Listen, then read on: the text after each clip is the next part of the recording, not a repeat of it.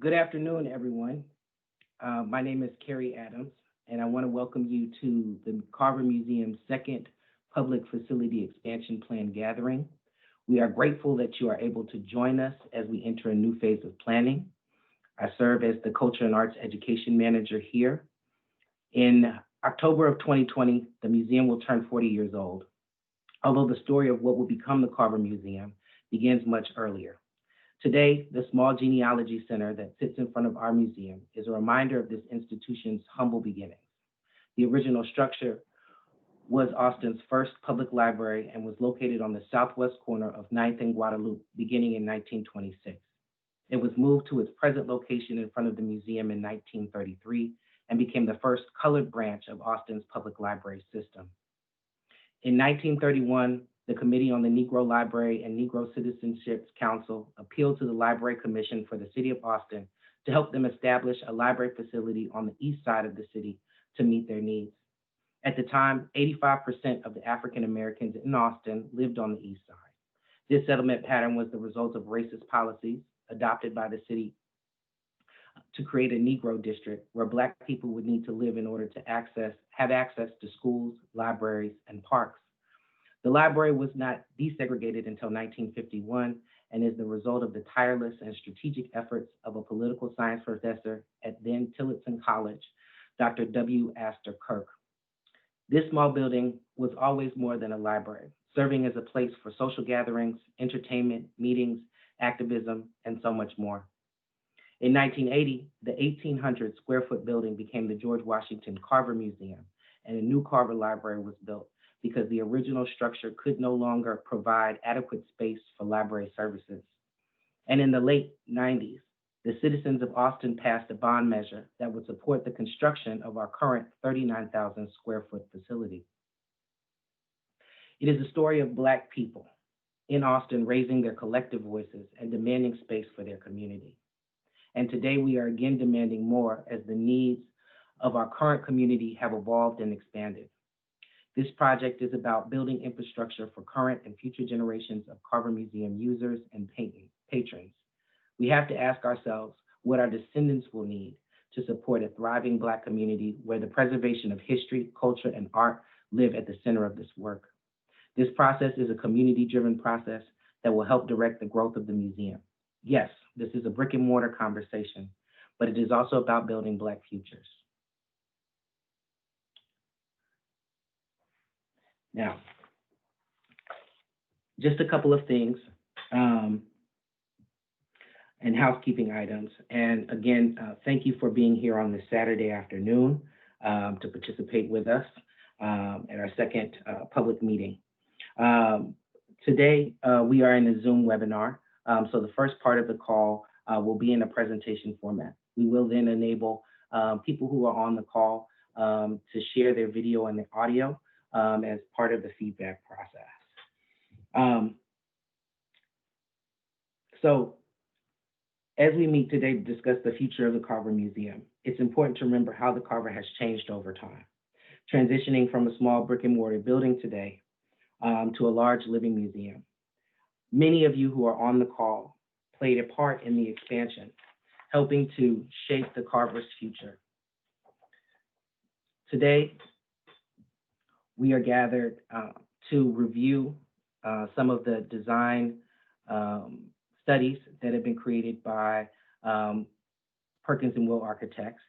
And we are here to give our feedback. The process is less about selecting our favorite design and more about looking at what elements of these different designs that are being presented really fit the needs, priorities, and concerns of our community. A lot of the design that is presented is based on the feedback that was obtained during our small focus group sessions that started earlier this year. And also, as part of the planning process, we want to acknowledge the time and effort that people gave as a part of the vision and concept of the 2000 feasibility study. The process developed priorities and criteria that help create the great museum we have today, while also providing a phased approach to future expansions. This feasibility study serves as a reference point to our current planning process, and we appreciate all of the great effort that was put forth in that. And so I say this to reiterate that we didn't start from scratch. This work has been happening for over 2 decades, as we imagine, a larger, more dynamic space that will fit our future community. Assisting part with this planning effort, we've hired a prime consultant out of Houston, Smith and Company. They're led by architect Terry Smith. Terry and his staff have assembled a team of sub-consultants that are assisting us with all aspects of the planning effort.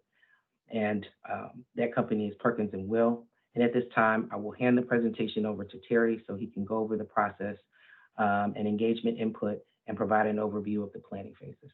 Terry. Thank you, Carrie, and good afternoon, everyone. Thank you again for attending our second community meeting for the Carver Museum Master Plan. Can we go back, Utra, to the previous slide? I just want to talk a little bit about what we're going to go over today. Many of you may have attended our first community meeting. We'll present today as well for those who may not have attended the first meeting. And so we'll go briefly through an introduction of what we've been doing for the last several months on Carver. And then we'll get into today's primary subject matter, which is presenting to the community three growth concepts for the Carver campus.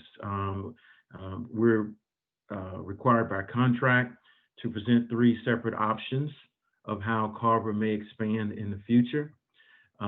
Those three options are not to be looked at as three separate options, but as Carrie said earlier, we'd like everyone to look at the pros and cons and things that they like about each option or things that you dislike about each option, because at the third community meeting, we'll be coming back to you with one consolidated option.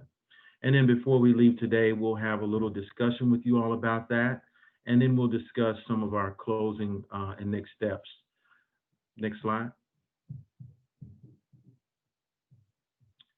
For those of you who may be attending your first community meeting on Carver, as Carrie introduced early on, we've got a very comprehensive and very talented team on this project that's comprised of City of Austin staff, which you can see at the top there. Everyone of which should be on our call today. And then you can see the staff from our office, Smith and Company, here, there in the middle. And then later on, you'll be hearing from several individuals from Perkins and Will, our associated firm that's teaming with us on this project and leading our planning effort. You'll be hearing from Malcolm after I finish speaking, and then you'll hear from Stephen Colston and Kenneth Luker later on in the presentation. So first, let's talk just a little bit about what we've been doing, particularly for those of you who may be joining us for the first time. This slide is a very simple summary of our phasing schedule for this project. I'll focus on the planning phase there, number 2, that's highlighted. That's where we are today. That includes the 3 community meetings that we'll be having as part of this contract. And as I said earlier, today is the second community meeting. And so after the third community meeting, which will probably be happening in sometime in November, we'll be putting together a draft plan, sending that plan to the city council for presentations, and then ultimately, hopefully sometime first or second quarter of next year, we'll be submitting the final expansion plan to the city for adoption. We've had some very engaging small group discussions to gather quite a bit of information on Carver. We've met with all of the various groups that you can see here listed. And in total, we've met with about 77 individuals comprised in 8 groups. We had a first meeting on August 8th, community meeting. where we discussed in summary a lot of the information that we received back from the community. And this slide summarizes pretty much a broad scope of all of the information that we received from the community. We took a lot of that information taken from surveys and small group meetings and summarize it in these 10 areas, spanning from what brings people to Carver, what are the areas of the facility that could use some improvement, new spaces that are needed, both indoors and outdoors, priorities for planning, priorities for improvement, program priorities. We talked about how the building's being used and how frequent it's being used, as well as how people get to Carver. So this has been very, very important information for us to understand how the building is being used so we can help lead its expansion in the future. So having said that, I'm going to pass it on to Malcolm Davis with Perkins and Will, and he'll talk a little bit about preliminary concepts for Carver expansion. Malcolm, are you there? I am here. Thank you, Terry. Hello, everyone. Again, I'm Malcolm Davis. I'm with the Perkins and Will team. We're teamed with Terry. And I wanted to talk, picking up on his last slide, about sort of the data that's been collected through all of our conversations, and have you understand that we have taken a lot of that and began to distill it into what we're calling a number of key themes. And there are 5 of those, at least, that we've identified, call them buckets or pails for today, whereby we are beginning to sort of organize the ideas and have used this information to take us forward into some of the preliminary design work that Terry and others have described. The first of those is just understanding and getting to sort of propel the idea of the Carver, its multiplicity, its ideas, what it means to the community. How does that then manifest into its ultimate program, the experience? What goes on there? What are the requirements of the program? What's needed? What's there now? What isn't working? And what does work? What does the community appreciate? It's indoor spaces that make use of that programming and manifest that for staff, for visitors, community members, and other things that go on here. And then there's also the exterior space, you know, this programmed area, if you will, for the Carver Museum, and its other pieces, the school, the library. How does one orient, and what kinds of events sort of happen there to help to bring the community together? Next slide. Further looking at each of those categories, we've heard a lot be said about the things that are needed from all of our community conversations and what the community feels is needed there. Things like an arts connector, if you will, if we go back to the idea of the Carver itself. What is its ethos, its culture, and what is it giving back to the community, and what does the community give to it? What is the experience that one has when they're there, and how could that be improved? We've heard a lot of conversations about the circulation and some challenges there, wayfinding and what one does once they arrive at the site. How do they sort of orient themselves to the components that are there? How do we need to accommodate large-scale events? How do we move art around the site? How does it arrive? How do people experience it? There were lots of conversations and comments about safety. How is the center branded, right? How does it, what does it project to the community? What are some of its programs? How does that need to be changed or moved? What needs to be kept? And how can we enhance the building of the site in a way that helps to sort of foster additional programming, strengthen existing things, et cetera, et cetera. As we know, and most of you have experienced as Carver supporters, the indoor spaces, how can they be adjusted? What isn't happening right now? What other features could be added? What about the spaces for the staff? How do you interact as a visitor with those staff when you arrive? Could a cafe be added for food support? Sound quality, the usefulness of the theater, things of that nature. And then how does that same programming in the interior space become connected to the exterior? We've heard an awful lot about how that isn't happening quite as well. How could that be enhanced? How could the site actually enhance the way that the center grows? We know that there's a lot of programming space that is apparently missing. And so we have a site, but there are constraints on that site. And we've looked a lot at how the center might expand and how it might be connected to the new programming, how this existing program might be connected building-wise to new features on the site. How does that happen? How is it maintained? All kinds of things are being discussed. And what we'd like to do today is begin to talk about some of those programs. Let's go to the next slide. If we looked at all of that information that we gathered before we look at these plans, we talk about sort of the goals and principles of the entire project. These were sort of born out of those initial programmatic requirements of the city, and we've taken those to heart. How do we recognize and respect this community? The history, the culture, the heritage. How does the Carver help us to do that? It's the heart of the Black art and culture in Austin. How do we advance the mission and have new vision, if you will, that is consistent with its past and its underpinnings? We establish stronger outdoor amenities, again, that connect not just with the Carver, but also with the nature of the site. Very important. Creating that connectedness, bringing the outside into the building and vice versa. How can the art, how can all of those things be extended from the interior of the building to the outside?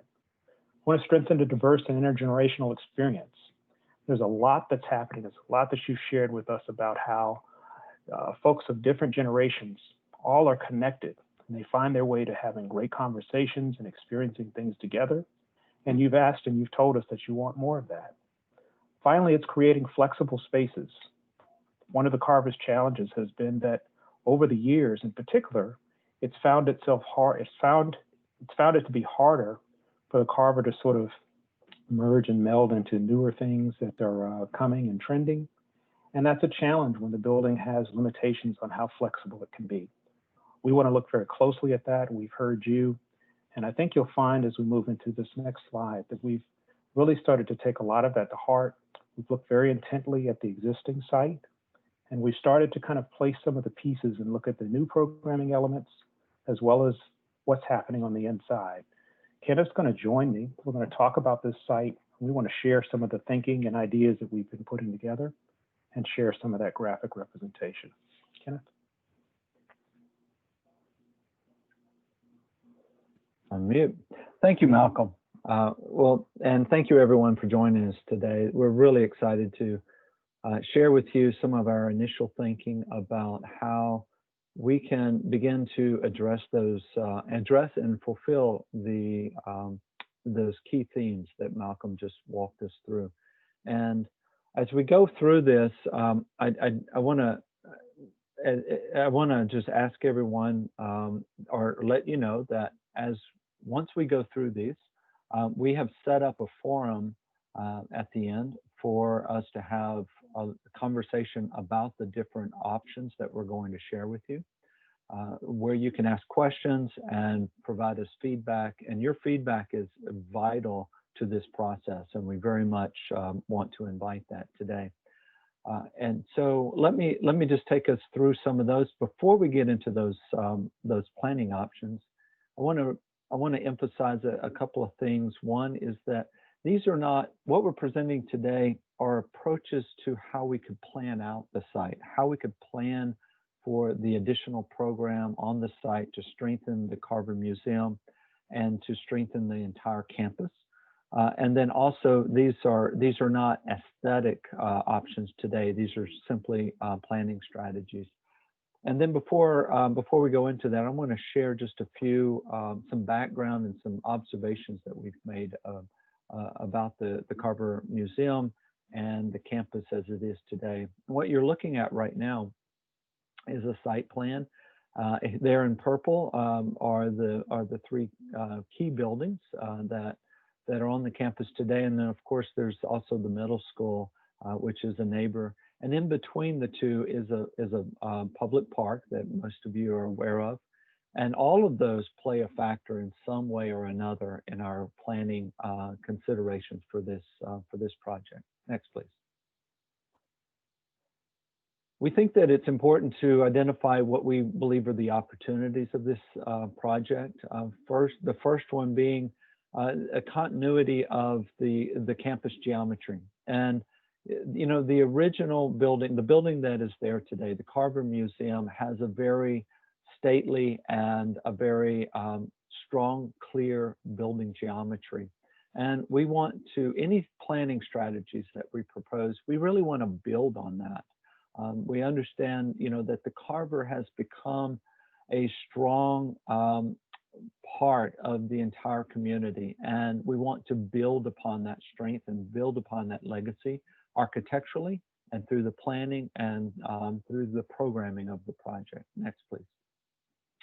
We also, as Malcolm had pointed out, you know, there's opportunities with the park there to really engage that and make that a better part of the Carver Museum experience, as well as for the middle school. Next. And then building on that, create a stronger, more direct relationship between the campus environments, particularly the campus to the east of the Carver, and the programs that are on the interior. And just so everyone understands, the way that the images that you are seeing for the site, north is always up, and of course, east would be to your right, and south down, just so as we reference those, it will be helpful for orientation. Another opportunity is to really establish, if we can, a stronger presence along Rosewood, that being a major east-west arterial street within Austin, and an opportunity for the Carver Museum to have a stronger presence and to let more of the citizens of Austin understand the services that are there and this very valuable community resource. Next. And then in addition to that, we've recognized an opportunity at the intersection of Angelina and Rosewood that, you know, that intersection, which is has a good deal of traffic there, it's an opportunity to maybe have a stronger presence there and provide some amenities for the community. Next. And then overall, building a more interconnected, stronger campus that involves the library, the genealogy center, the Carver Museum, as well as the middle school and the public park, so that all together, these public assets provide a stronger resource for the community going forward into the future generations. Of course, every opportunity also has some challenges. We have some major utilities that cut through the site. I won't explain all of those, but they are significant, primarily some high overhead power and some water, but also other utilities. Next. And then, of course, finding those buildable areas that are compliant with setbacks and easements, as well as topography and appropriateness for plugging into the existing facility. Next. We have to maintain access and service for the center, for the Carver Museum. The museum today has a service access on the north as well as the south. And then the library also has a very vital service access that we also have to maintain. Next. And then the north and the east side of the Carver Museum, while the front has a very uniform curvature to it, the north and east sides of the existing building have quite a dynamic geometry. And as we have to take that into consideration as we think about different ways of adding to the Carver Museum. But all of those are attainable. Next. So what we want to do is just share this very brief overview of the program. And I won't go through it all, but I will say that what you're looking at is, it's ambitious, but these are the programs that the Carver Museum needs in order to fulfill its mission, in order to meet the growing needs of the community and to really establish itself as a living asset for the community and to, for future generations, as Carrie was speaking of earlier. And something, you know, the magnitude of this program, I want to emphasize that today, the existing Carver Museum is a little over 30,000 square feet. What we're proposing is just under 60,000 additional square feet to be added to it, so that the Carver Museum of the future will be a little over 90,000 square feet. It's very ambitious, it's very much needed, but it also requires very careful consideration to make sure that we do this in a way that that grows the museum in a sustainable and cohesive way. Next. In addition to the building programs, there's a number of site programs that are very important. And these include a new event lawn, a large event lawn that would also have a pavilion that supports those events for like performances and the like, as well as outdoor classrooms, a community garden, and then very much needed additional parking. When we attain the 90,000 square feet of the Carver Museum, that will require a new structured parking or parking garage of at least 272 parking spaces. And so we'll also present to you today different ways of accomplishing that next. Just to illustrate the magnitude of this program, what you're seeing in purple there is the 60,000 square feet of additional program. If we were to just sort of set it on the site and kind of smooth it out into one floor level, the next slide though shows you what is probably a bit more realistic, which is that we would assume that a lot of this program we can stack into 2 floor levels, so it won't consume the entire site. But it is still nevertheless a sizable addition to the Carver Museum that you see today.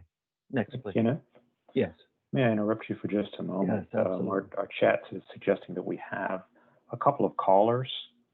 Okay. So to the extent we can, if we can embellish our descriptions somewhat so that our audio listeners can understand a bit more as we go through the graph. Okay, they only have audio, no They only video. have audio. Yeah. Okay, we'll try and do that. Yep.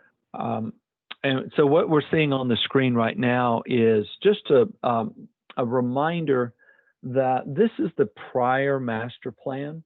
It shows 3 phases, and I won't go into the particulars of each phase, but what you're going to see that we present is very consistent in many ways with the visions that were set out by the previous efforts that many of you in the community have been a part of. And we are able to work with that and grow that, and we very much appreciate the legacy of that input over time. And so keep that in mind as we go forward, and you'll see a lot of similarities. Next, please. Okay, so there are 3 different strategies generally that we are considering, and the options that we're going to show you all are some combination of these different strategies of growing the Carver Museum today. The first being, as you all probably know, it creates a sort of an arc in the overall massing, and one strategy would be to fill that in and grow it to the east, doing a complete addition just to what you might consider the rear of the Carver Museum today. A second strategy would be to build upon the geometry that is established by the large arc of the front of the building, and to grow it north and south toward the parking area that is on the south near Rosewood, as well as the parking area to the north, closer to the school building. And then a third strategy would be to consider whether maybe there could be some freestanding buildings that don't actually touch the Carver Museum today, but to grow it similar to a campus environment. And all 3 of these were imagined in some form in those previous master plans, and that you'll see some variations of those in our updated master plan today. Next, please. All right, so here we are at the first option, and the first of three options. And this particular one is taking the program and growing it to the east with around a courtyard. And the courtyard is very important, because that courtyard and the heritage post oak that is there today. And by the way, we've spoken with the city arborist. We'll show you in a couple of slides the arborist recommendation, but that tree is in exceptional health. And we really want to respect that tree, preserve it, protect it. Also, you know, the tree in many ways, you know, as we understand that a tree like this, of this magnitude and quality, can really come to represent a lot of the shared values and characteristics of a community. And, you know, in many ways, the Carver Museum itself is like a tree, and its many branches serving the community in many different ways over the years. And so all of our options that we're showing you today are taking careful consideration of that tree there. But this grows a program around a courtyard. You can see a wing that is dedicated to art and education and administration. And that would have the art, that would grow the existing galleries today. And it would then, on a lower level, have administration and education. And then to the north would be a wing that is growing the events program and having a large multi-purpose or a ballroom event type program there. And then the theater, a much larger theater than you have today. So the one today seats about 143 people. We're imagining a theater close to 500 people. So this would be a significant growth in that program. And then you can see there's a lighter orange element that is a terrace, and that coming off from the arts and from the theater could be a terrace overlooking an event lawn. And then that event lawn to the southeast would be framed with an event pavilion that would support outdoor performances.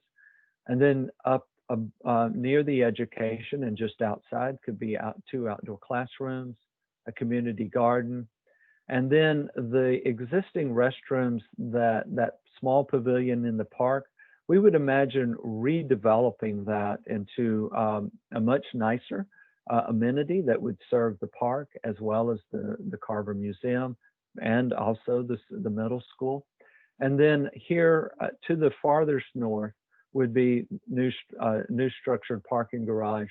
And as it sits in this particular proposal, it would sit on the existing parking lot, but it would also overlap the school parking lot, providing structured parking to both the middle school and the Carver Museum, and as well as the Genealogy Center and the library.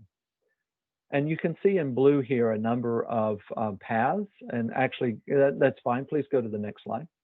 And here is just a little more of a three-dimensional view of how those elements might begin to attach themselves to the existing Carver Museum. You can see in blue the number of paths that we would like to reinforce to create stronger continuity or communication of pedestrian communication around the site. And in this particular strategy, the Juneteenth walk that is existing today, as well as the statues that are there, in this particular strategy, we're proposing that we might bring those forward to the west side of the building or the front of the Carver Museum, so that they, in some configuration or another, they might be able to bring that story forward, make it more accessible, and make it a stronger part of the plaza environments that connect the three buildings or the three front doors that face onto Angelina Street. We think that could reinforce that story and make it a stronger part of the Carver Museum. Next, please. This is just an illustration over a Google Earth image showing the actual tree. The city arborist has recommended that we give the tree a 150% area of clearance. That would just be the size of the tree today plus another 50%.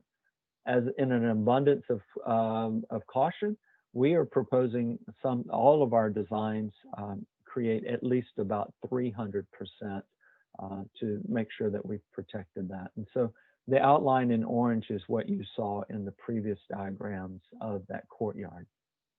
Next. Kenneth? Yes. Would you do us a favor, just quickly, even in this view, for those on audio, just because this one has such a melded orientation, to maybe plant our familiar visitors in the middle of the prom in the lobby, and just quickly by orientation say which way some of these new features are. That's a good. Thank you, Malcolm. Yes, that's very helpful.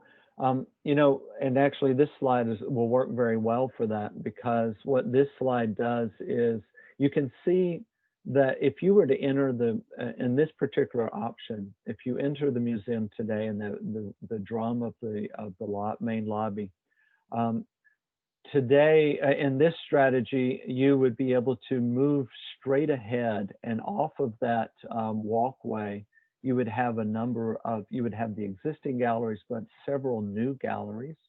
And all of those galleries could open out to a terrace that overlook, or they could, not a terrace, I'm sorry, they could overlook the courtyard there at the center. And so you would have a sort of a concourse or a main hallway coming from that lobby and moving around the courtyard, and you could step out of that main hallway into a number of galleries. Also from that main lobby, this particular option would relocate the administrative offices that are immediately to the left when you enter the museum. And that space would instead be a pre-function, and that would be a place of gathering. And then you could move into a grand ballroom or a large multi-purpose space that could seat, that could be very sizable and could host very large events. And so you could have, if you came into the lobby in this option, straight ahead would be more art galleries. To your left would be pre-function and the events. And then if you were to move down the hallway to the south, toward the theater that is there today, or if you were to enter the other entrance that is in between the Genealogy Center and the library, we are proposing a much larger theater lobby, one that would be serving both theaters, and it would overlook this courtyard from the south. And so that courtyard, you would have circulation all the way around it. And then that theater lobby could also connect to the art gallery concourse there and open to a terrace that overlooks the event lawn.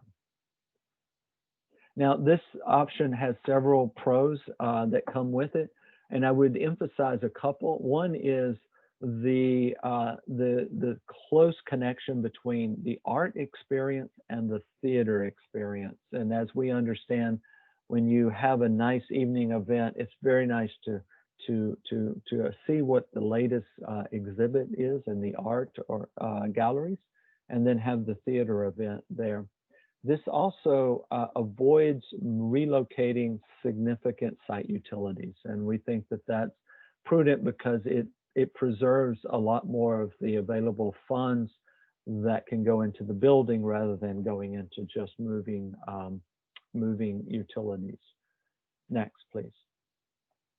It does have a few cons.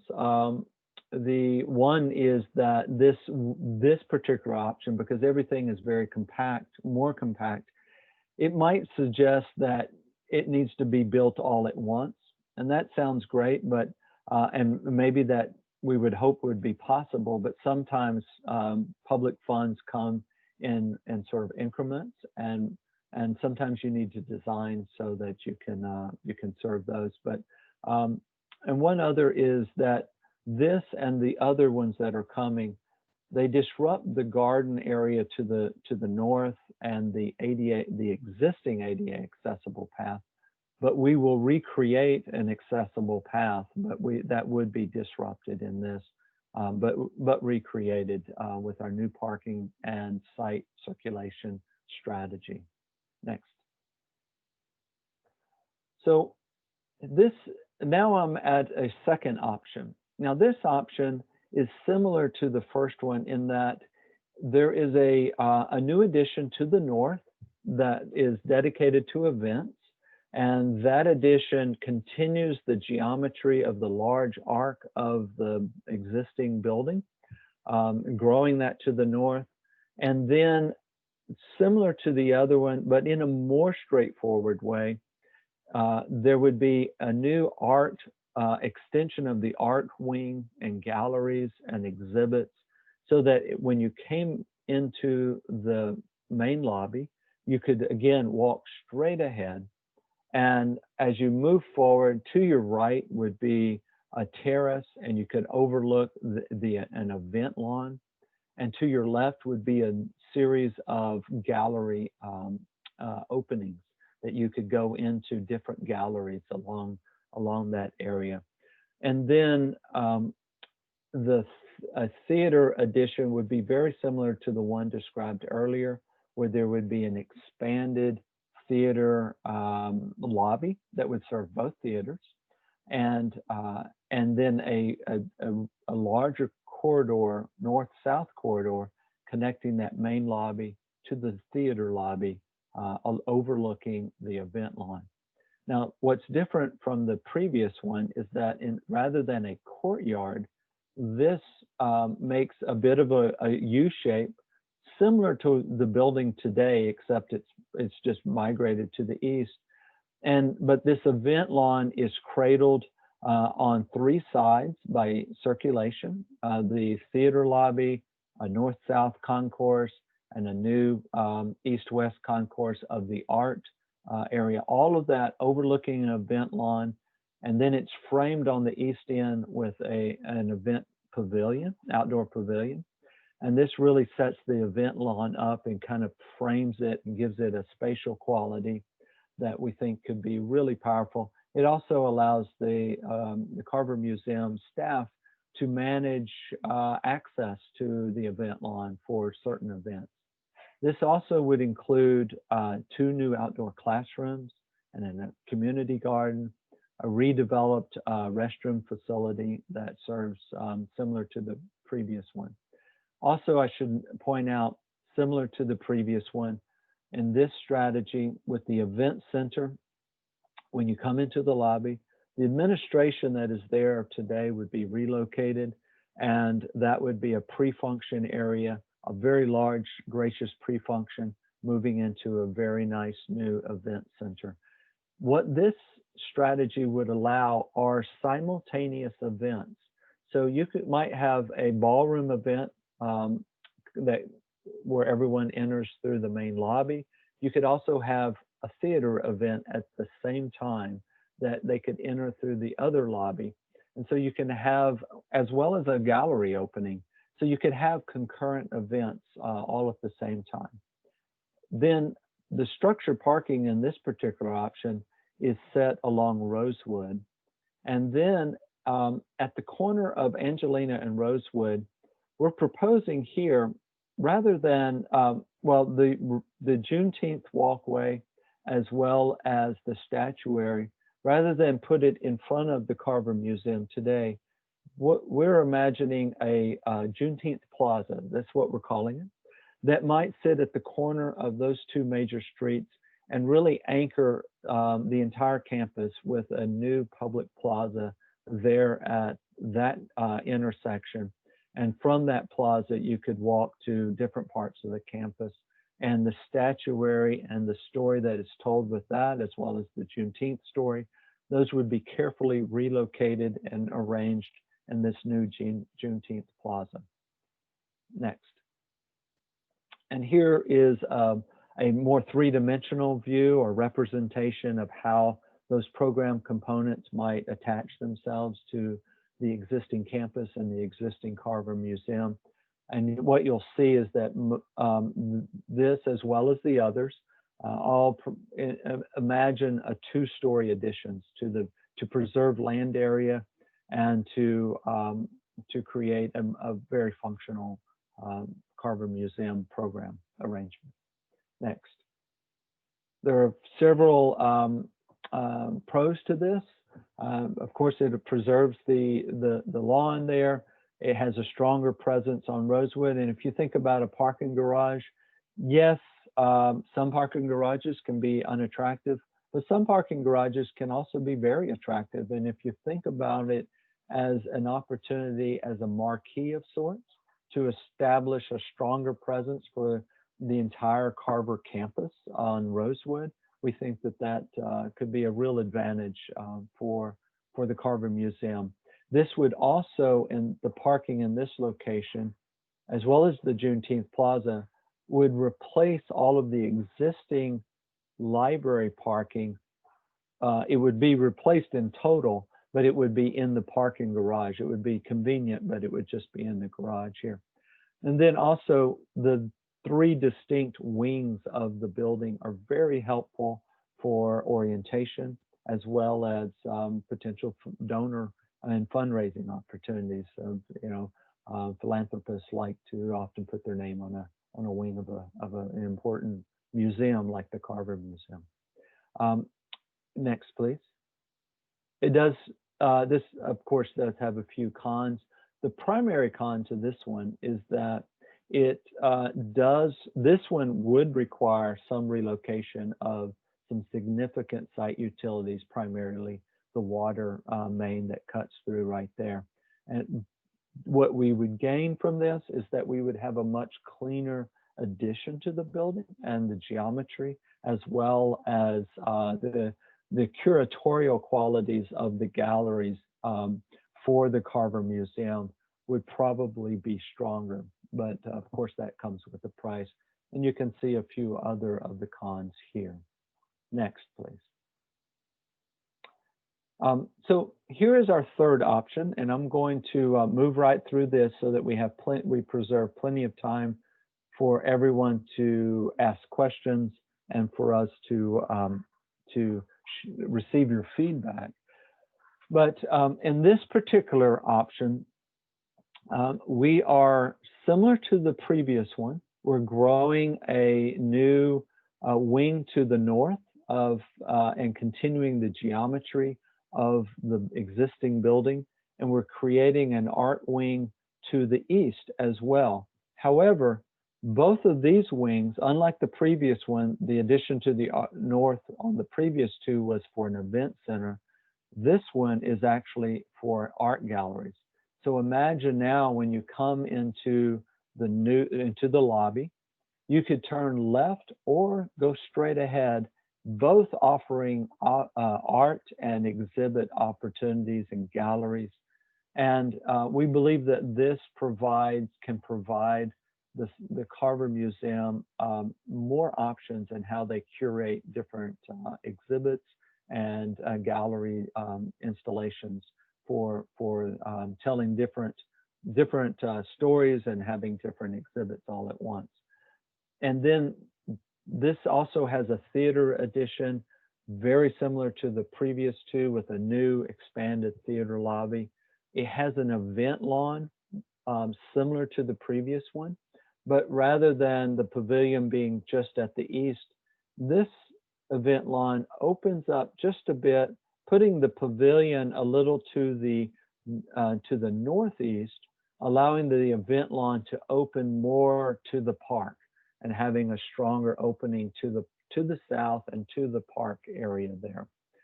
Now, this particular one is very different from the others in that what it does is creates another building. And this one is proposing to put the education programs and the event programs in a standalone building that would be approximately on the same area that the existing north parking is today. And this comes with a number of advantages.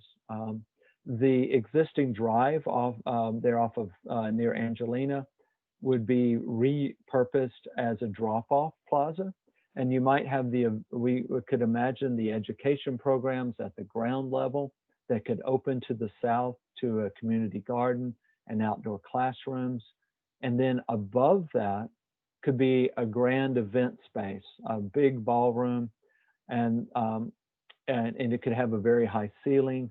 And that comes with many advantages in that we would have distinct area for events and education, distinct areas for art and exhibits, distinct areas for theater. We would have our event lawn, but it would allow a lot more of the site to be used in a way that supports the programs. And then to the south, we would have a parking structure very similar to the other one, except in this one, we're providing access to the library for service and book drop in probably a more functional way than the previous one. And then similar to the previous one, at the corner of Angelina and Rosewood, we're proposing a Juneteenth Plaza. This one, though, we think is even stronger because as its backdrop, the really beautiful mural that is on the library today would act as a backdrop for the Juneteenth Plaza, so that you would have the Juneteenth story there, you would have the statuary, you would have the mural, and you would have a direct connection for pedestrians from the Juneteenth Plaza there and the bus drop-off to the front door of the library, the Genealogy Center, the Carver Museum, as well as the events and education area. And again, making a contiguous, pedestrian-friendly environment that does not have to cross vehicular traffic to move from one front door to the next. We think that there's a lot of advantages to this. Next, please. And here you can see a little more of a three-dimensional representation of how those elements might begin to sit on the existing site and connect to the existing Carver Museum. Next. Here are a few pros. This one does avoid a lot of the site utilities that we mentioned earlier. That's a big cost savings. You know, some of the similar to the previous one, great donor opportunities. This could be phased. You could build one element and then build the next element by moving program around. The heritage oak is preserved.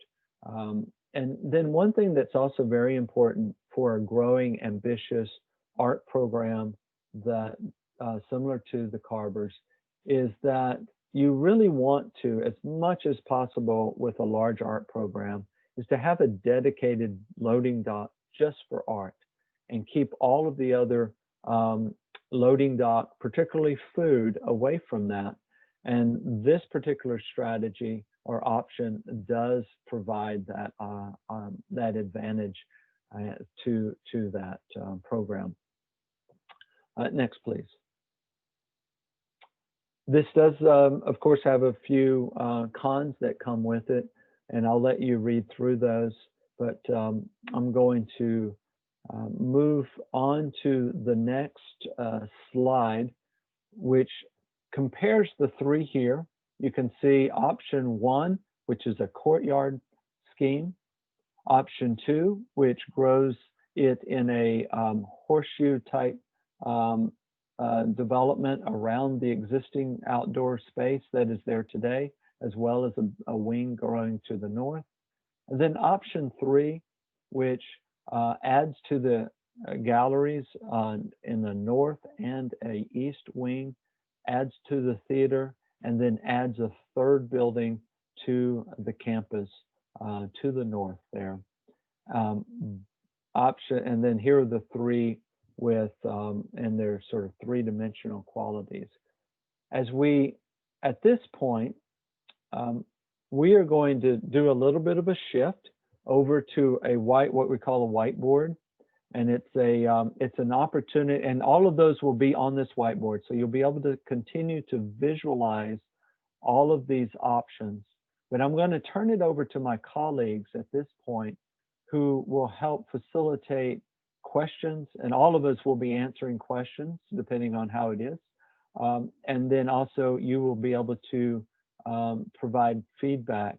And I just want to emphasize what was mentioned earlier today. We don't feel compelled that you need to select option 1, option 2, or option 3.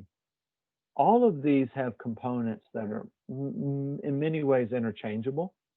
And we will be able, what we really want you to do is tell us what you like about certain ones or what you dislike about certain ones.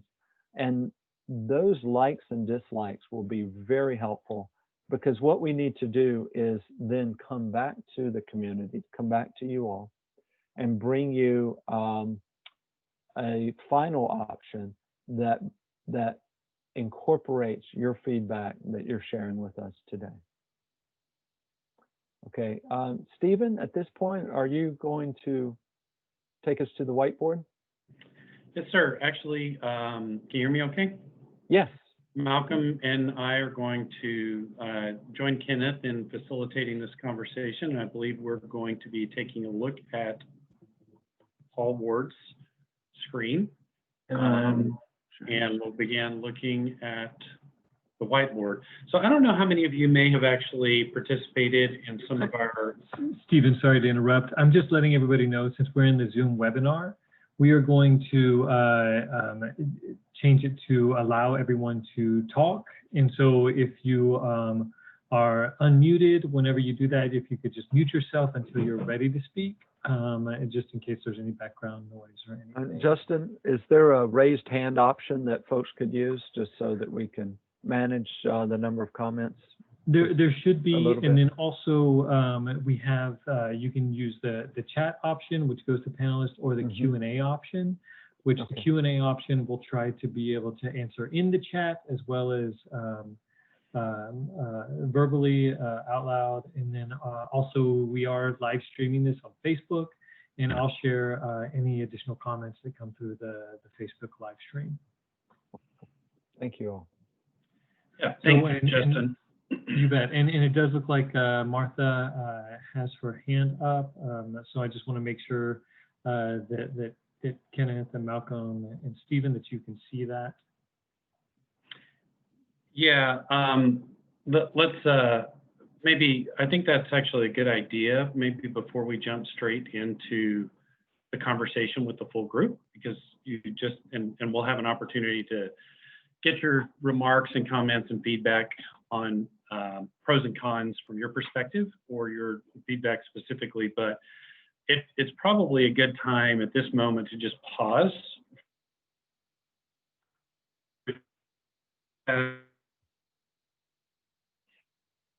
Stephen, you're breaking up a little bit. Maybe but, Malcolm, you take it. Yeah, but I think what Stephen was beginning to say is that, you know, you've heard a lot of information. We've gone through the iterations of what's been collected, and now given you a daylight of our sessions and our design work to date. And we're going to take you through an exercise, but this is also a great point to pause to just field any general questions and reactions to what you've seen. And then we'll take you through this concerted exercise to look very specifically at your thoughts on each one of the schemes to give us your opinions. So this would be a great time to field those questions just quickly. So first, we're keeping stack, and so Martha Ward and then Sharonda can ask their questions. Martha, you can unmute yourself and start your video if you like.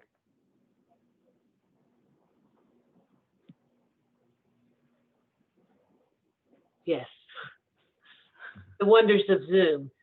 This has been a terrific presentation. Gosh, I can just see how much work has gone into this. Very impressive. As we went through the options 2 and 3, appealed to me mainly because I love the tree being open to the greater park. It's both nestled and protected and open, and that's very appealing. So we're right next to AISD school. I'm just curious, what, if any, coordination will have to be done with AISD? Will they be given some word about preferences, which, for instance, how much do they want a covered parking facility, that kind of thing. Is that clear enough, or is that a little obfuscated? I No, that's a good question. I can Actually, cover that. Oh, Stephen, go ahead if you want to cover that. yeah, I was about to say our technical advisory committee for which includes several representatives from different departments and programs in the city, as well as external participants, includes Austin ISD. And we have been coordinating with representatives from the school and the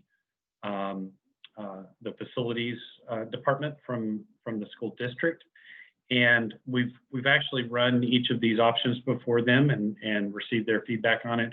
We actually did get a positive reinforcement around the idea of being able to share some of those parkings. I think their remark, was essentially that they have enjoyed a long collaborative, cooperative relationship working with the city and look forward to that potential moving forward.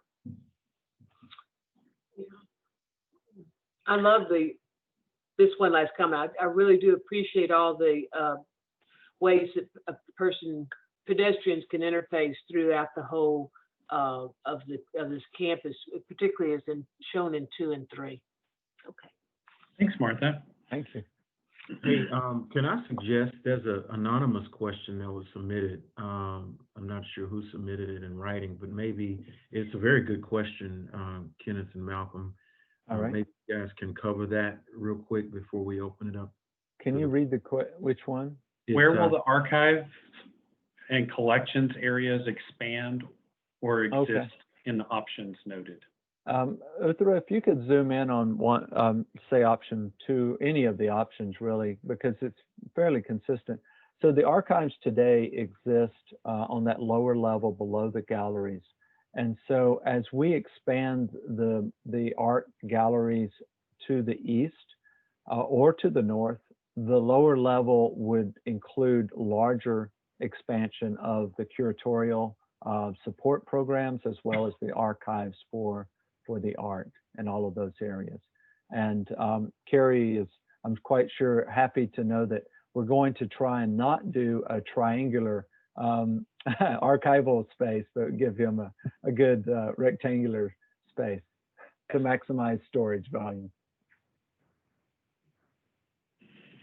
Great. I don't think I see any other raised hands right now, but we do want to.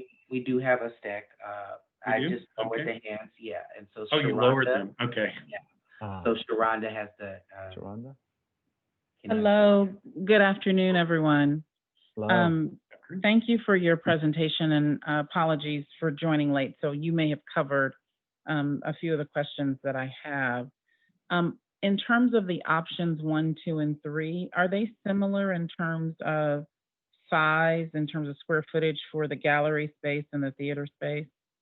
Yes, they all work off of the same program for the galleries and the theater. The theater, I would say, amongst all 3 is very similar in its organization. The variances of, not in size, but in just configuration for the galleries and education and events, those do vary in each of the 3 options. Okay. I think a good point around just to respond at a more global level to each one of these plans, the program that we shared with you at the beginning was the same program that we used to extrapolate the square footage each of the options. So there should be some similarities to see there. Do you have a follow-up, Sharonda? Yes. I do. I have a couple of more questions, if that's okay. Please. So I appreciate I think it was Martha's comment about the transit and pedestrian access. When I think about how people use the space, there are lots of kids and families and drop off, and I want to make sure that it's highly accessible to people who are on the bus, so that folks can ride the bus over and it becomes this really active cultural arts center from a transit access and pedestrian and bike standpoint.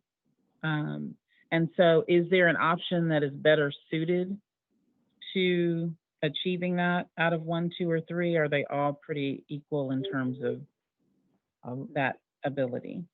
The option 3, if we zoom into the intersection of Angelina and this, by the way, the Juneteenth park that we're proposing at the intersection there's the bus stop there as well. And this could be applied to any of the 3 really. But we believe that this has a lot of advantages to the concerns that you're mentioning, because drop off, or if someone rides to the site on the transit, there is a continuous pedestrian environment to the front door of every part of this campus that does not have to cross vehicular traffic. And we think that that's a big advantage. And then in all 3, the drop-off, the multi-car drop-off there along Angelina, right in front of the library, that is preserved in all of these. And we understand that that's very important. Option 3 also gives a dedicated drop-off for parents who could be dropping their children for events at the education program, managing traffic at that location. But the others also provide that as well, because that north loop through allows folks to, let's say kids are being dropped off by parents, and the kids can make a direct access into the education programs from the north. So we think that that's a real advantage to the operations and to safety for the children. Okay, thank you. And my last, someone had asked about likes and dislikes for each of the options, so I'll just share.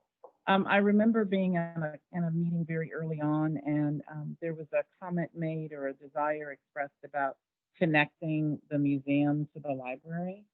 And I don't see that reflected in any of these options. And so I'm concerned about the input and what happened with that comment, because to me it made sense.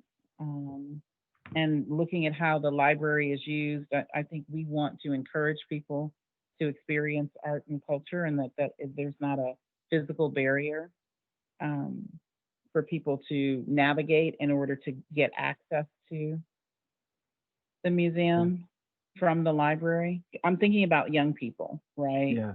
It's kids that are in the library, and we want, and particularly Black and brown kids, we want them to understand that Black people have culture, and that we have art that we share with the world in this format, in this medium. And so one of the best ways to do that is to create ease from a physical standpoint to be able to access that. So I don't see that reflected anywhere. Okay, that's a good yeah, I have a concern about that. And then when you showed option 2 and option 3, my immediate reaction was, oh no, not a parking garage on Rosewood. That looks crazy. But as you explained it, like these big behemoth structures, right? Yeah. As you explained it, the way that you all are thinking about it is it could become an art feature, or it could become a part of, the whole look and feel of the campus. And so I really could imagine what that might be for this area. So you made a believer out of me of that one. So thank you for pushing the envelope on that. The other thing that I didn't like is the separation of the classroom space, the art classroom space in option 3 from the building itself. All right. And because it just feels to me like it should all be together. And if I'm a mom who has a kid who's, taking a class, and I want to be in the same building as them, if I'm touring the gallery space in terms of use. Good to know. So it just, the separation part concerns me, but I also understand if it's being used as an event space and you're going to have bands and music and that kind of stuff in there, that the separation helps. So that's just something to consider. And then just my one last question is, you're moving the sculptures that are currently in the back to the Juneteenth Plaza up front? Yes, ma'am. Is that, okay. And then go ahead. I'm sorry. Oh, I was going to say, and arranging them in a way that's very similar to the way they are today, because they've been carefully curated to reinforce the story.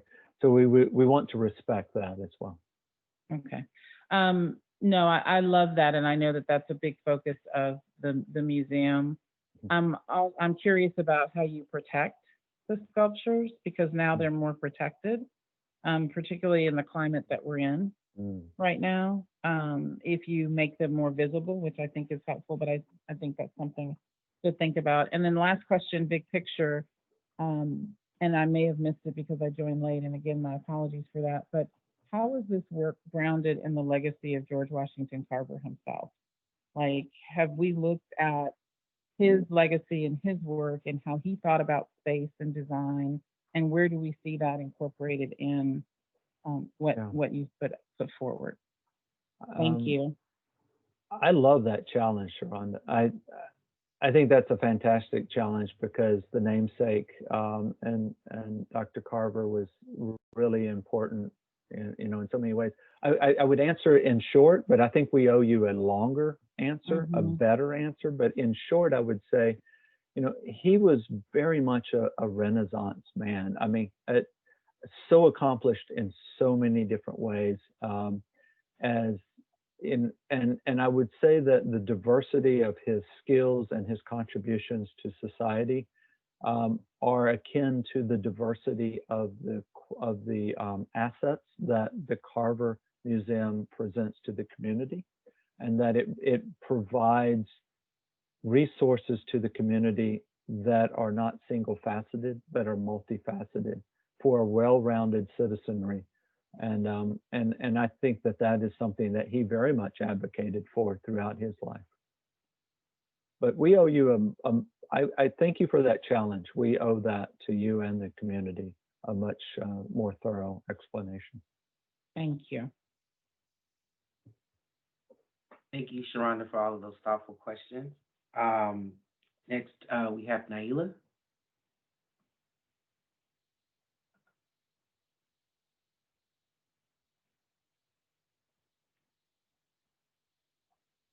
Greetings. Hello. Hi, Carrie. Hello. Hey. It's been a minute. And thank you all for doing this. I wasn't able to participate in the first discussion and meeting, planning meeting, but I'm glad to be here now with banana in hand. I actually wrote my questions in the chat window. So I don't know if everybody can see that, but I had 4, or at least 4 comments, and one was, so the space that might be acquired for the expansion of the theater to a 500-seat space, and so on. Because the options are so small, I can't really see, like, where is that space gonna come from to expand the theater? And Uthra could, and actually, Uthra, you can point it out. I am going to shift so that I could sketch on here and answer that question. But I have to shift a couple of modes here and open my, and I'm going to zoom in. If you zoom in on option 1, Uthra. Yep, we're there. But the new theater, there'll be a new theater wing, new fly loft here, and the seating for the theater will be here, and then there'll be a and the existing theater is a little bit, the space here is a little but then it will open to a new theater lobby in this space.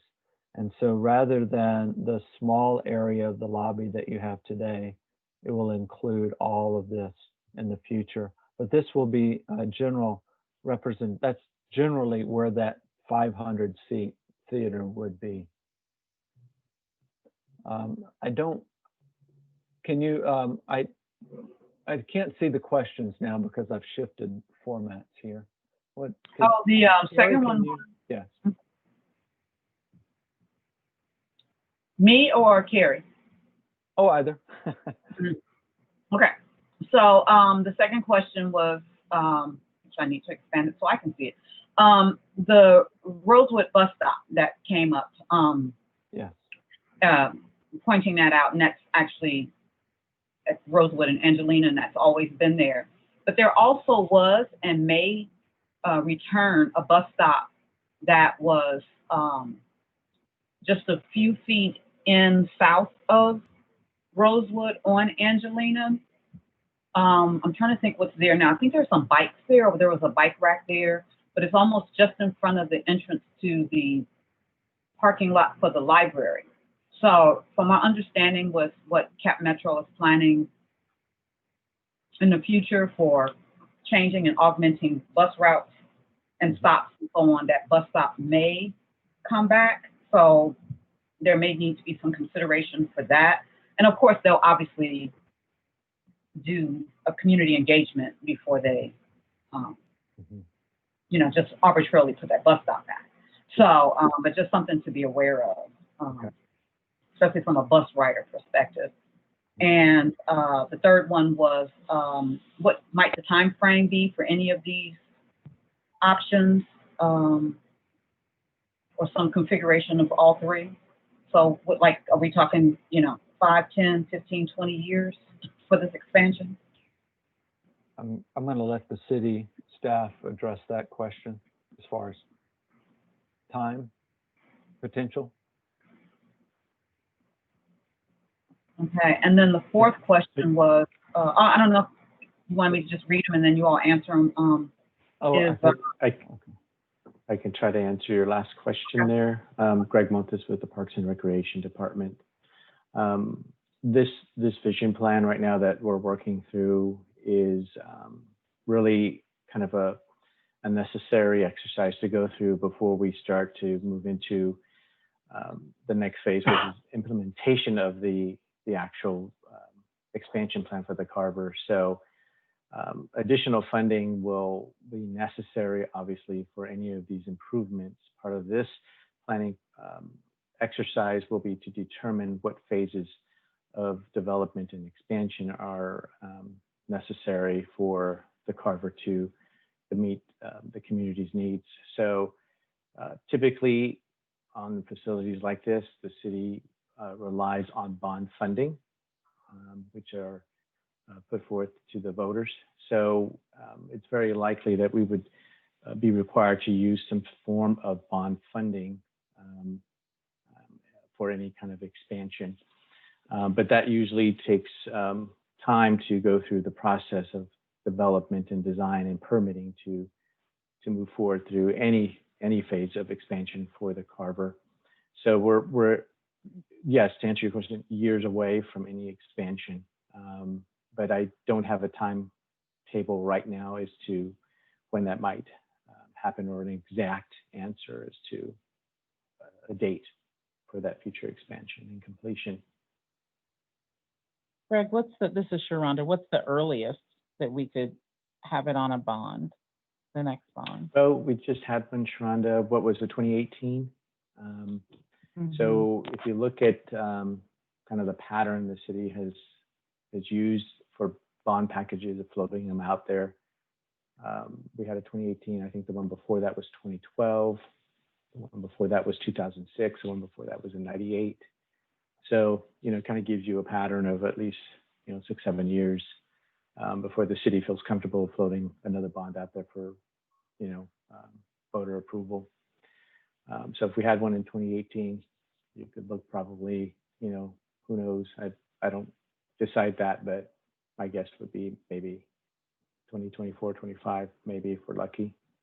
But it just depends.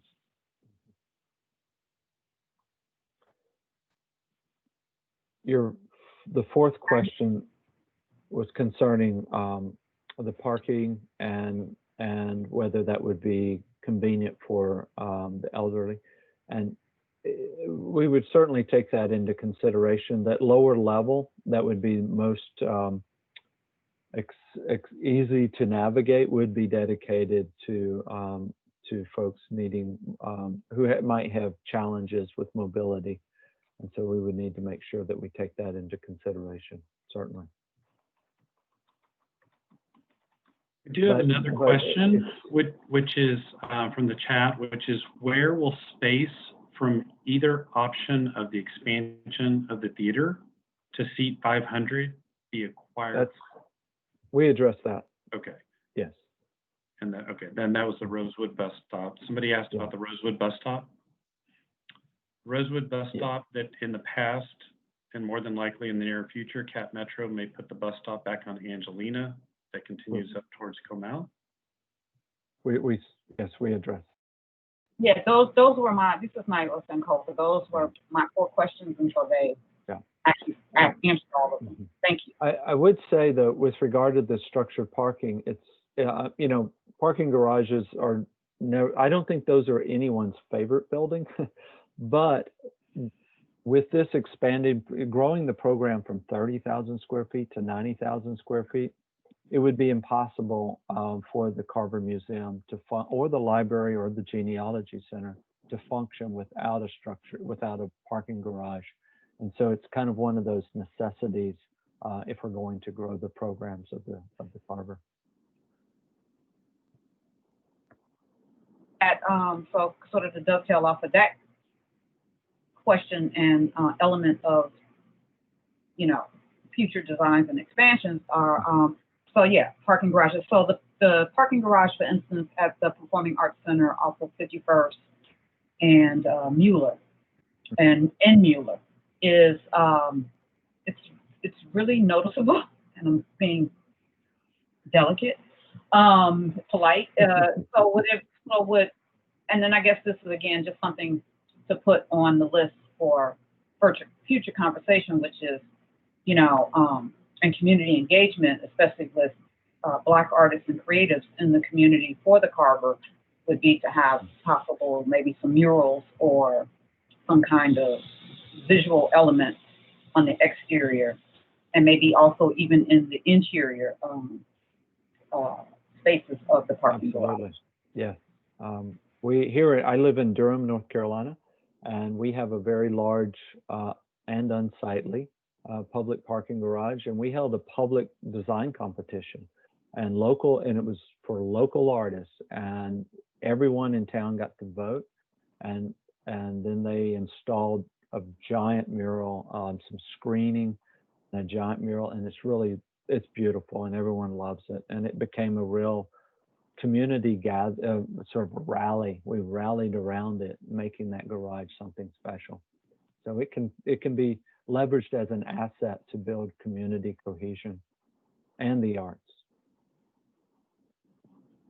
I'll add to that, to Sharonda's comment. Austin has actually a couple of garages that are utilize branding in a very innovative approach.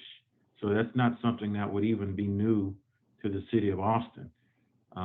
So I think the community would be very familiar with that garage with a very out-of-the-box elevation along Rosewood.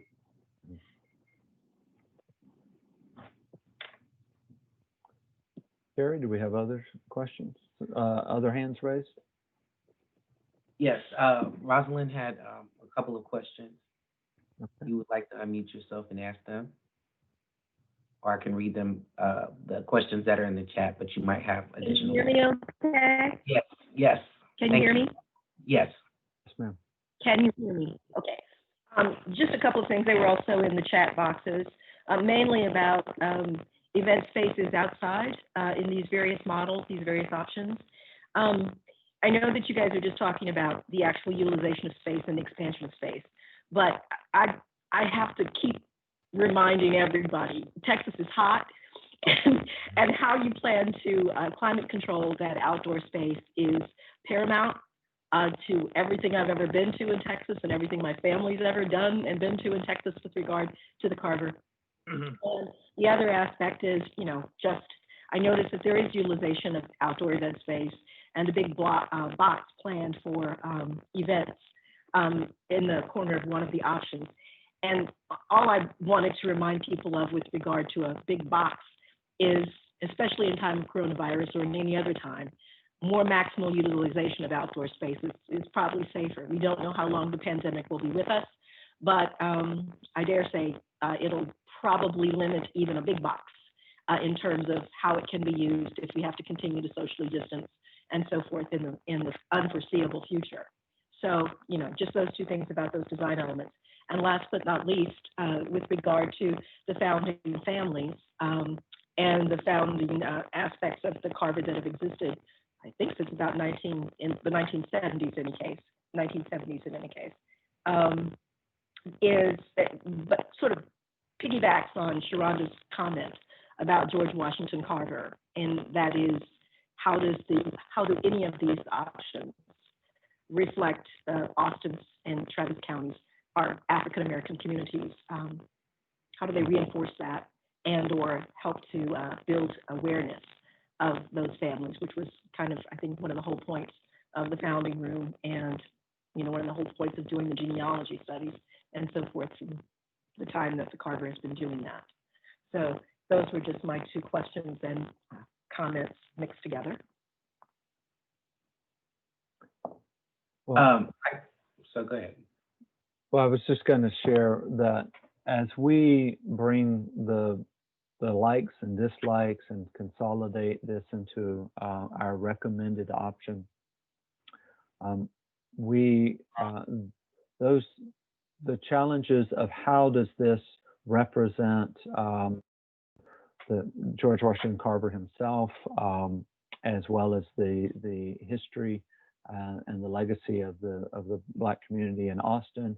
All of that we will be bringing into that to reinforce a final design option, so that it's not just a functional solution or recommendation, but that it is deeply rooted in the values and the importance of the Carver Museum and its relationship with the community. Yeah, and I think I want to add, because I think I'm hearing the question underneath the question that Rosalind is asking, right? Which is, how will the museum continue to honor its legacy, right, in terms of how it came to be, and also the legacy of the people that sort of terraformed the space that it's in, right? The founding African American families. How will we honor and preserve that history? And I think, it is a program question, but it's also a space question. There are a lot of folks in Austin, everybody has an opinion about how well a cultural center is operating and serving its many communities, right? And the Black community here is just as dynamic as it is anywhere else. Artists complain that there isn't enough space for them to exhibit their work. People that are more interested in historical preservation complain that there isn't enough space for us to really tell the full story of Black Austin's history, right? And so part of the way that we do the work that we need to do, which is to honor how the space came to be and the people that were a part of it, and also the families that made space for Black people to be in Austin, is by having a larger space where we can actually appoint, a wing where that story remains, right, and gets added to and is living as we continue to make history and as we continue to better understand our past. And so with an expansion like that, we can actually really do that work in a more intentional way. And thank you, Carrie. And that's a priority. That's a big priority. Well stated there. Well stated, Carrie. Thank you, Carrie. I appreciate that, and I'm real cognizant of it.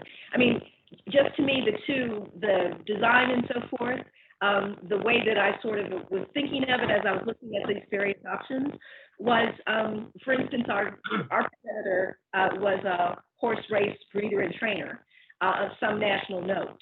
And so one of the things that we hope to do in our farm someday, hopefully sooner rather than later, is to have some demonstrations of that fact. There are at least two Austin originators from the 1830s who were African Americans who had a acumen in horse race breeding and training, et cetera. There are also some major artworks that we have uncovered in the process. And so, consequently, the space being designed in such a way where we could maybe have a horse race breeding demonstration, even incorporate some of the Muscogee Creek and South African options with regard to horse racing and breeding, and how it played into and continues to play into that industry that vocation in the United States and around the world was something that I'd always envisioned as, the notion of the Carver expanding and the founding families remaining a part of it was something I always thought would be kind of nice to explore from an educational and a cultural and just a demonstrative active standpoint. So, thank you for your stated commitment. I know it's there. It's just, there are lots of different ways that I think that space, might support it. So we'll just continue to talk about it. See. Thank you. Gary, does Marcus have his hand up? You muted, Gary. Yes, Marcus has his hand up. He's been waiting for a minute, so we'll let him speak. Are you there? I'm here. I appreciate it. I've got 4 questions that are related to the performing arts spaces. So I'll just go through them and let y'all respond as you can. First question is, are there any renovations for the Boyd Vance Theater being considered as part of the expansion project? Second question is, any considerations of, because it looks like that new theater space is also going to be a proscenium. Is there any consideration of either altering the Vance or adding a flexible space, a non-proscenium, like a black box space? Third question, each of these options seem to situate both the theater spaces side by side. Does this preclude programming for those spaces at the same time? Both I'm thinking in terms of audience flow, traffic, sound, and other technical considerations. And last question, are any new spaces in the proposal designated as rehearsal spaces for theater and dance projects?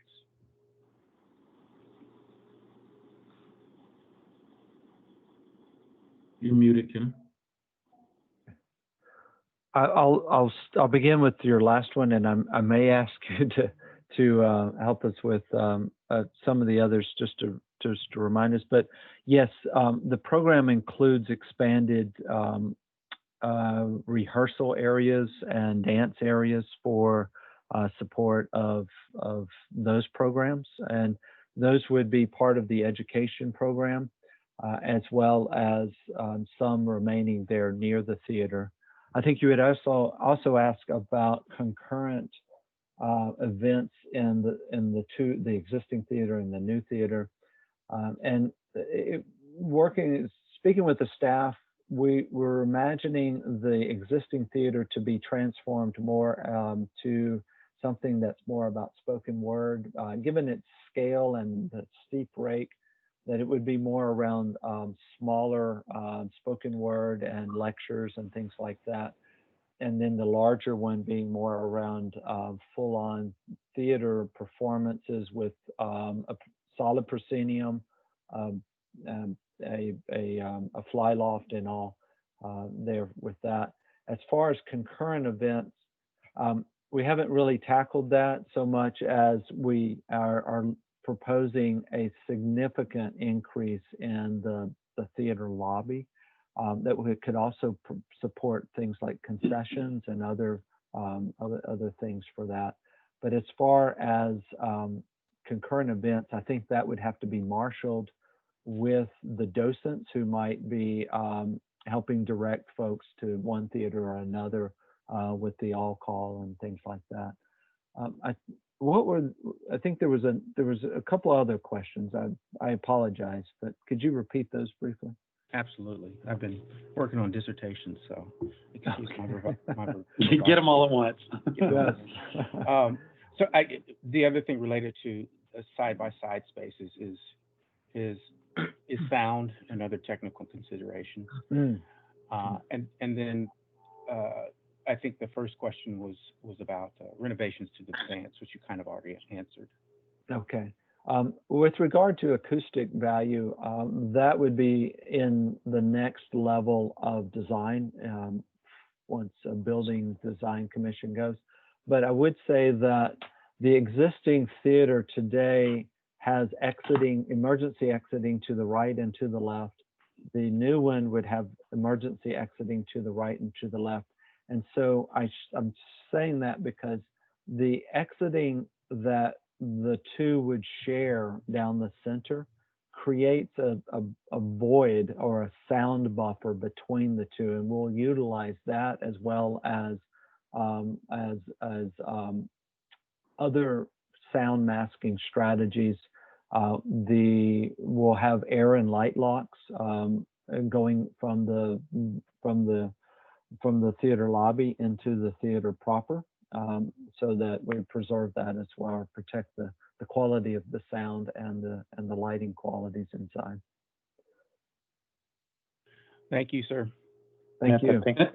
And I think somebody else asked a similar question about, could there be acoustic isolation issues between exterior and interior spaces? And I think the same response that Kenneth just shared related to acoustical treatment.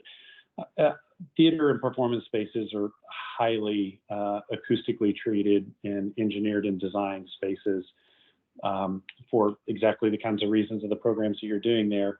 And then, you know, to the extent that you would have an indoor performance space at the same time, you might be having a large outdoor programming event space that might be outdoor auditory kind of configuration would probably want to be coordinated from a programming and scheduling perspective. The questions about the Boyd Vance Theater being renovated as a part of this were asked, I think, a couple of times. And I believe Laura has responded, Esparza has responded back that some of those improvements are already in the works and will be implemented long before the implementation of some of these these master plan configurations. Someone else also noted that all three layouts would benefit from a large truck backstage load-in out strategy. And I'm just wondering if you want to point that out for a moment, Kenneth, where we have our loading dock area, in most cases, to jointly serve both of those theater spaces.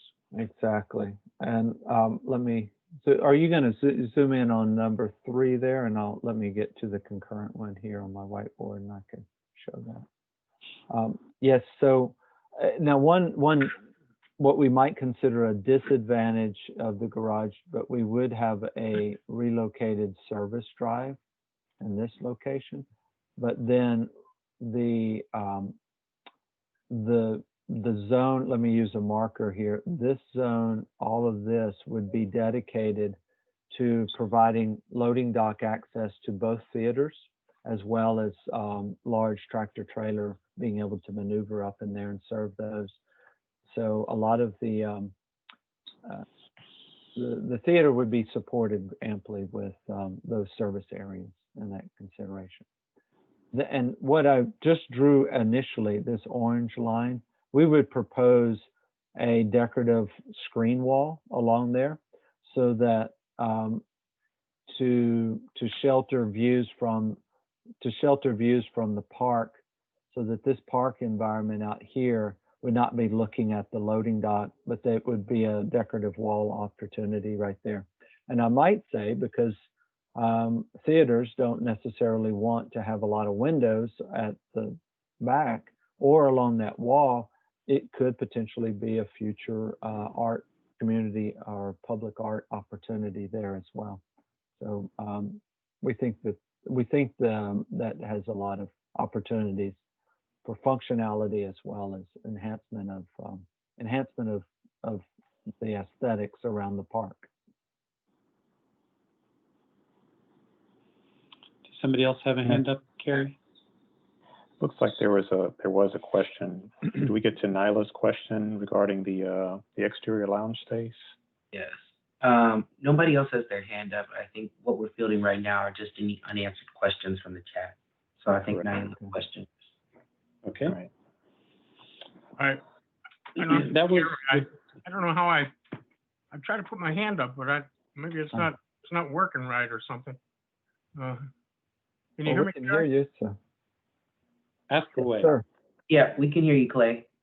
All right, I wanted to reinforce what you were talking about, because I think you know how important that is to me, of the whole notion of this starting out as the little small Carver Museum of Black History and Culture by this wonderful group of early pioneers that recognized that there was a need for a place to research and preserve and promote the Black history of Austin and Travis County and such. And I've always, again, as you said, it would be really nice, especially since this is Austin, Travis County, to have some kind of an emphasis around, this focus, which is, and to try to continue this with some emphasis in terms of a continuation of the kind of research and presentation of, the culture and the history, over all these years, in terms of not just even the early, but there's an ongoing, kind of history and culture and such. And so again, I don't know, you could have murals, or you could have, I don't know, or again, the idea of maybe a permanent display or something that has to do with, originally it was in that little old library building, which got moved here. It was the first library building in Austin, and then got moved here as the first kind of the Black library, in the 30s and such. And Carver Museum was in there for years, and sometimes now people don't even recognize. They think that little building is just a genealogy. It's always been a genealogy center, and never was anything else. And it has great history. So thank you, Carrie, for kind of keeping that alive in terms of. I feel that's one of the most important aspects in terms of coming up with an overall theme in terms of what the Carver is about and why it was started, and hopefully where it would even continue and such. And so thanks, Carrie. That's it. Thank you, Clay. Yeah, I mean, I think in lots of conversations I've been having, people want to have a centralized space to go where they can learn about the history of Black Austin, right? And that we're trying to do that, and also connect Austin's story to larger narratives around what was happening in our country, right? While these things were happening in Austin, right? And sharing those parallels. Because I think that's the sort of context that you can really teach young people why this is important, right? Because then patterns begin to emerge. And so when I think people understand, particularly young people understand why it's important to keep an archive, they'll remember. But, again, I'm just really saying there's a continuity of history and culture from the earliest all the way through to today, and some kind of a theme that would be paying attention to, today's contributions, to history, and not just art, but, much broader in terms of. Yeah, absolutely. Yeah, and I said young people, but also people that are, as Naila just nudged, new to this space and don't really understand the ground that they're standing on, right? And so there's a tremendous benefit all the way around. I see Sharonda has a hand. Right, I am so enjoying this conversation, and I'm enjoying being on the other side of a community meeting where I just get to be a participant. So that's so much fun. But I have a comment really and a question. I remember working on the original expansion of the Carver, and at that time there was a commitment made to house the Black Theater Group, which was Pro Arts Collective, which was started by Boyd Vance. And for whatever reason, that never came to fruition. And I think as a result, it has hampered the success of our Black theater groups in Austin, that we don't, and the cultivation and nurturing of that community in particular to be able to tell our stories. And so I don't know who manages that conversation, but I do think it's important, particularly from an equity standpoint, that when we look at spaces like this and public investment, that we also look at those, and in particular, in this particular instance, Black theater groups, and how we can nurture by creating a space for them through partnership with the Carver or Parks or whomever that is. You know, we did that with Zach Scott Theater. You know, we decided to invest in the white community in terms of creating a space for the creation of regional theater. And I just want to make sure that we are looking at spaces as they relate to people and how we cultivate that culture and nurture that culture and create an anchor, if you will. We missed that opportunity in 2002 when we renovated and remodeled and you know, created what we have today. And I don't want us to miss that opportunity again. And as a result, our population has declined because there are no places for Black people to go to experience a reaffirmation of the show. And so it's a really critical conversation that we need to be having, that this is not just about a building or a facility, or even collecting and cataloging and sharing our culture. It's about how we nurture the community that exists and how we continue to perpetuate it and move it forward. So I guess that's my comment. I guess my question is, where does that fit in this conversation and how do we have it?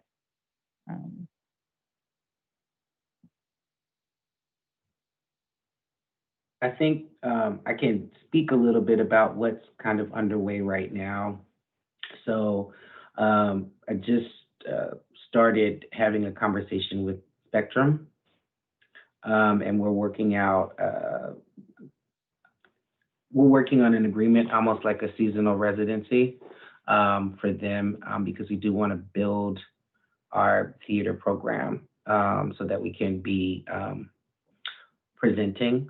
You know, and then the other piece is that, so we're going to be doing some things collaboratively this year, but I do think having two theaters that are of two different scales will be helpful, I think, in creating space for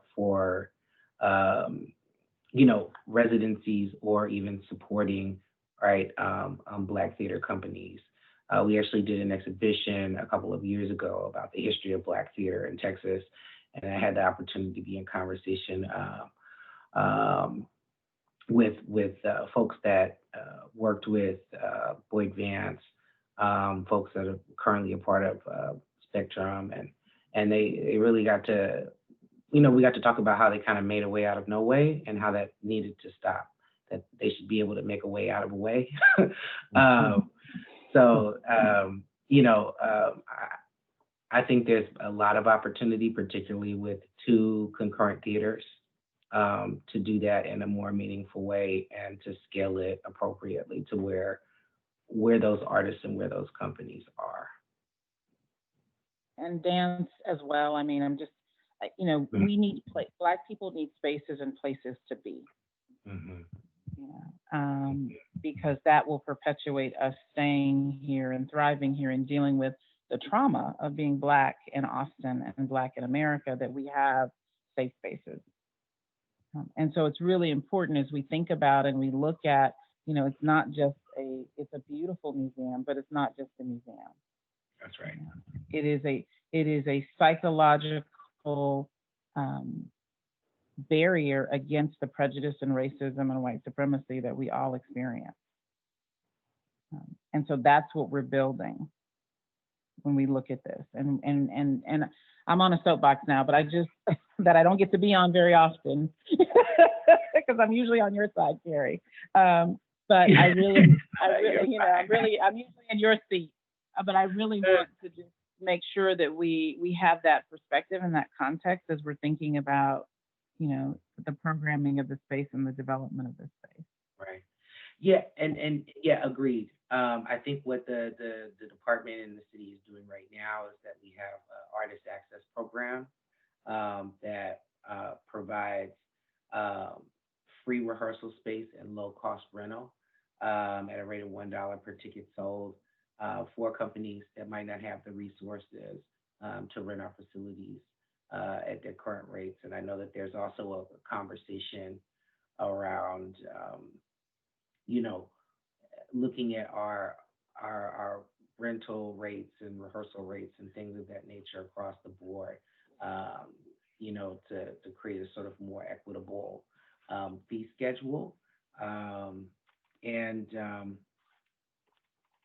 Yeah, but yeah, I think Naila is making a comment about historically creative spaces maybe operated and managed by the city, not necessarily feeling safe or accessible. Is that? Carrie, I think we also had a question about rehearsal space related to the theater arts. And I don't know, Kenneth, if you want to field that one specifically. Well, we're planning to, our program includes additional rehearsal areas that, well, they're part of the education program, but these are areas for dance and classrooms, but that can be used also as breakout areas for rehearsal. Let's say there's a big event, and there will be a series of, let's say, dance companies coming through, and they can have some, it gives a lot more space to spread out and queue up and rehearse. And so, yes, there will be in our program additional rehearsal areas to support the theater as well as the education programs and dance. Yeah, this is really great. I realize we're just under 5 minutes away from the top of the hour. I see somebody just raised their hand, but Carrie, unless you have somebody else that maybe has pressing questions, or if somebody wants to contemplate that right now, want to be conscientious of each of your time commitments. That was Nalia, I believe, has a hand raised. Naila? Oh, yeah, sorry. I'm listening, but I'm also drawing too, so I have to remember that I was muted.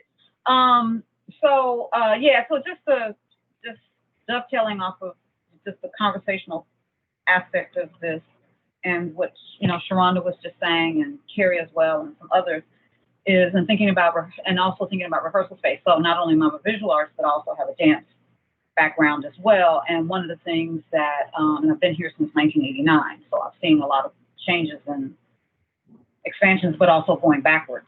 And so one of the things that is an issue for dancers, Black dancers in the community, is that rehearsal space, not just for like ongoing or like near future performances, I mean current performances or near future performances, but dancers need to dance just like musicians need to practice their instruments. And so rehearsal space is also practice as well, or refinement. So a lot of times dancers, whether it's with a group and not necessarily for a specific performance that's coming up, but we need rehearsal space to sustain our physical bodies as dancers, but also to sort of, you know, to work on future performances or pieces. So rehearsal space also needs to be available for dancers who, you know, on a weekly, daily basis, or sometimes dancers, choreographers also teach classes as well. So that are not necessarily connected to a performance. Mm-hmm. So I just wanted to throw that in there. Yeah. So, I mean, I think I'm hearing like more explicit rehearsal space. People want to know where that is in the context of the expansion. And also, I think part of what Sharonda is getting at is residency space, right? Space that's specifically dedicated to cultivate and grow creative community, whether that's theater arts or something else. And I agree. I think that was something that has been mentioned in multiple focus groups, and we need to figure out where that can be incorporated in the options that we presented. Okay. And I would say that, and that's a very good point. It's not just queuing up for the performance tomorrow. It's really the ongoing needs of being able to teach dance and practice. And we haven't laid things out in a floor plan type manner as yet, but as far as a general area, the education programs are expanding significantly, and our general proposal is to bring those to the lower level. Right now, they're mostly up on the main, though they're all up on the main level, but they're kind of landlocked there. And by taking them to the lower level and letting them be part of the expansion, they can have the ample space that they need, but they could also have the advantage of opening out to the event lawn space, particularly in options 2 and 3, so that you could have classrooms or dance that could come out to the lawn as well as being inside, and education programs and all that could work as part of that. So, but these are good comments about sustaining ongoing programs for dance, definitely. Yeah. Well, I think the most really the most compelling idea that's being spoken of today is sort of what Carrie mentioned about scale. And I really think it's exciting. I think we need to sort of redress the notion of the individual rehearsal that's mentioned and sort of the skill set work. But I also like the idea of if you're taking that then all the way to something that's either being produced or developed, the idea of that existing theater, given that it has all of the components, fly-loft and so forth, of the 500 seat, to be able to use that actually for rehearsals or dress rehearsals, if you will, as well, of smaller or larger productions. And so I think there's a great opportunity with some renovations there that we've talked about, to be able to sort of have that be kind of a live setting or a get ready setting for lots of the skill sets that may be learned. I think there's great benefit to even students who are still mastering or rehearsing things, Ms. Carey, to be able to sort of showcase some of that, take it into a live environment for a moment. This is how this might play out. You know, this is how your acoustics may change, and take that back to rehearsal spaces and give that sort of an interchange that is maybe not as easy to do today. So it really opens up some exciting opportunities. And so I appreciate your comment. So looks like we have a question that Stephen has dropped in. Is this your handiwork, sir? No, not me. Myself and Justin pole bombed the consultants. Pole bombed.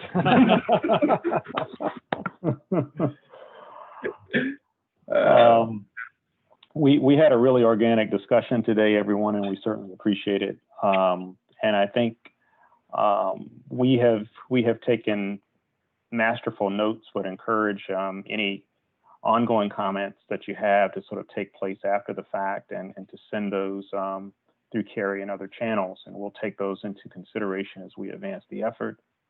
But part of that exercise was to sort of gain the best understanding of which parts of the options that you like the best, and I think we have really great data from you in this sort of organic conversation that we've had.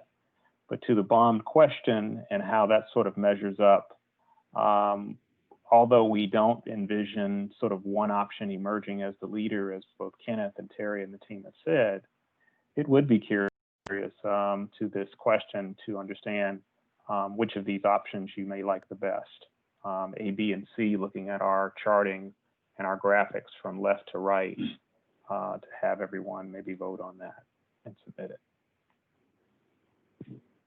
Can everyone see this, the poll? Good. So everyone that is not a host, including panelists and members of the tag team, can also vote on this. So this is Justin. I was just letting everyone know that this will be posted as a recording, both on the austintexas.gov webpage as well as the Speak Up. So if you are on the phone, and you are unable to click the button, you can have a chance to share your thoughts later on speakupaustin.org/CarverETX planning. That's probably a really great transition. Thanks, Justin. And I think that is one of the things we want to make sure that we, just to reinforce what was being shared by Malcolm there, is the intent of our interaction with you today really is to get feedback on the various aspects of each of these options. We're not necessarily singularly picking one particular option and moving forward with only that. You may say, I really like that about option A, but this thing in B and C is really great.